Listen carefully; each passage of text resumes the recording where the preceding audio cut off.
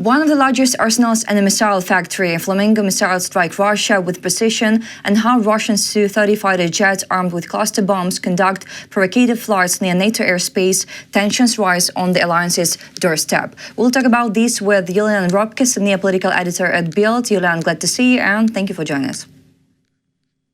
Yes, welcome. Julian, the defense forces struck an arsenal in Russia's Volgograd region with a Flamingo missile. The General Staff of the Armed Forces of Ukraine reported, according to the command, this arsenal is one of the largest sites for storing ammunition of the Russian army. Authorities in the Volgograd region confirmed a fire at the Ministry of Defense facility as a result of a missile strike. How significant was the Volgograd arsenal in terms of Russia's overall military capabilities? What impact will the strike have on the Russian army ammunition supply in the region, in your opinion? Well, if you want my honest opinion, I saw these before and after images of the strike area, which it was hit. And as far as I understand, it was a boiler house that was hit. So it was a technical infrastructure supporting the arsenal that was attacked and that was at least struck. There was some damage, I think, to it, visible on before and after satellite images. I do not see how this could hinder Russian production at this facility. It was interesting because we saw at the same day that Flamingos were started. We saw this night footage, was very impressive.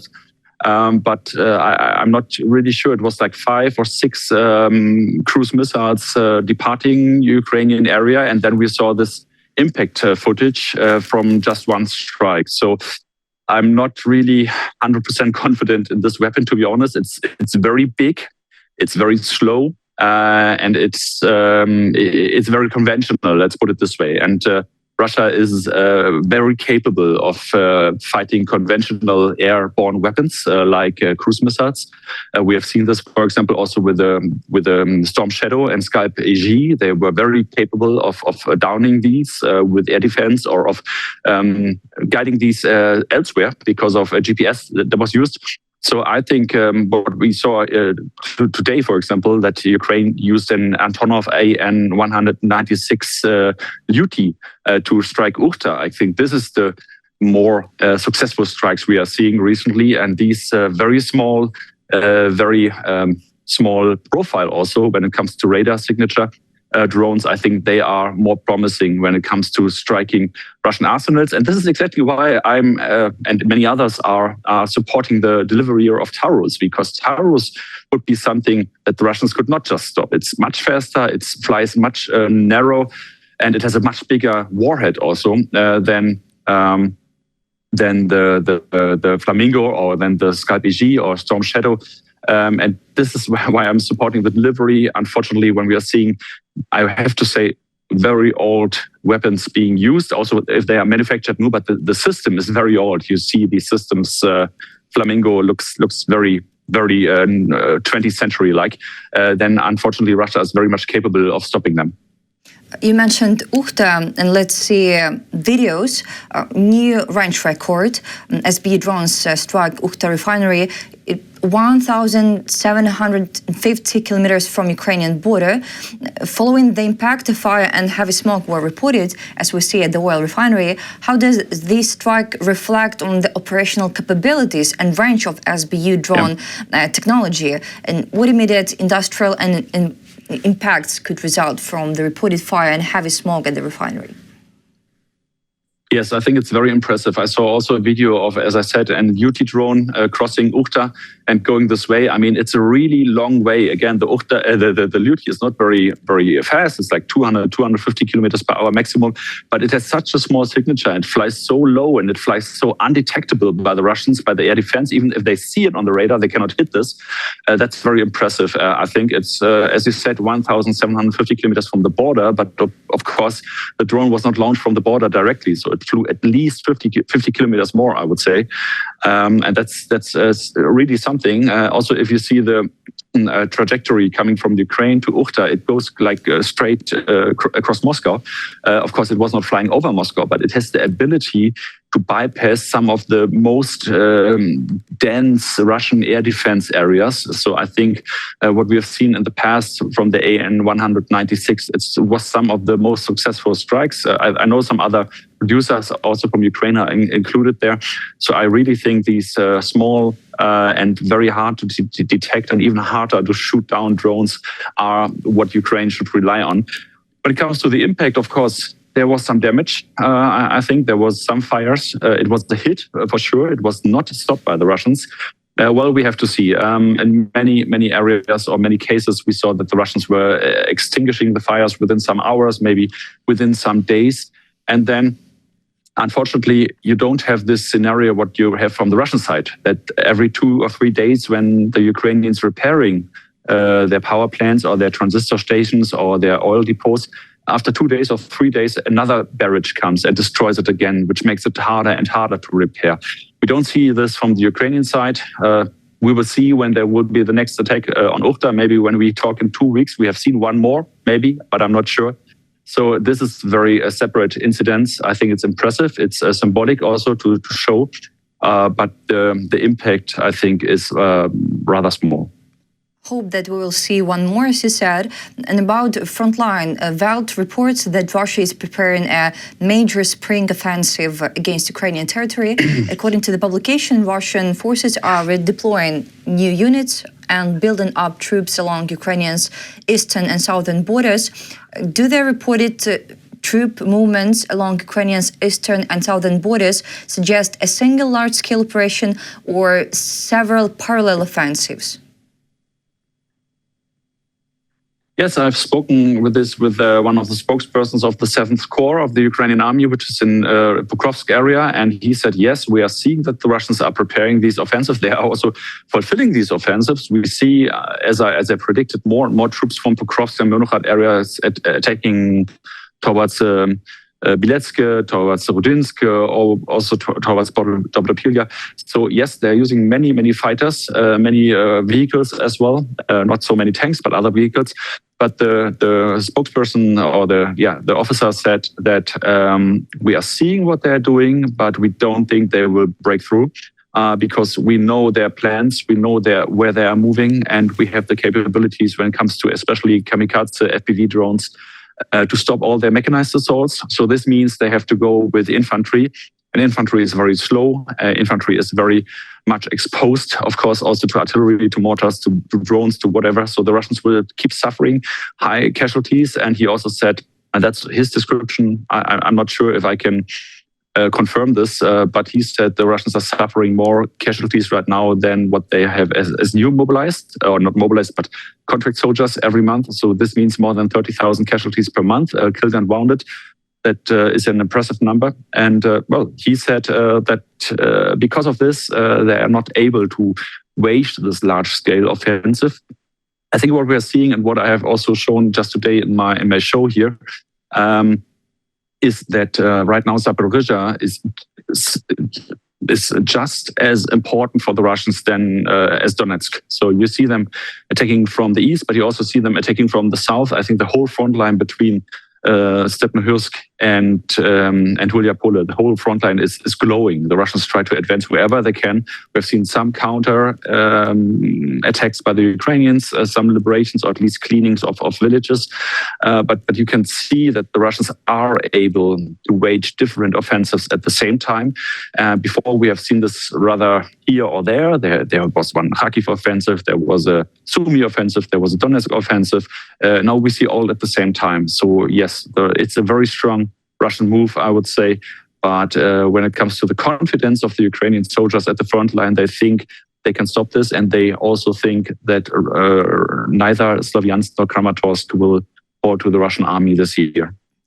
And we see that the Institute for the Study of War states that Russia continues to conduct a cognitive warfare campaign. This involves carrying out small-scale cross-border attacks in previously inactive areas of the northern front, with the primary objective of convincing the West that the front line is allegedly collapsing.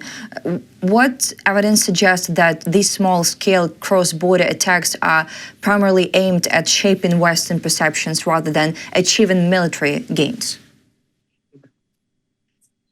Yeah, so I don't know which perception they want to shape with this. It's surely not mine. If it's like the first 1 or 2 kilometers behind the border, of course, you have a gray zone there. You don't have civilians and soldiers just on the border where the Russians are on the other side.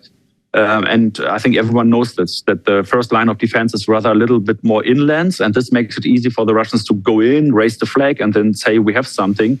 But we have seen this just yesterday, I think, in Sumy, in what was it, Novostic or something like this, a little village where the Russians came with the snowmobiles, snow scooters, and they were stopped, and 11 Russians were surrendering, some were killed.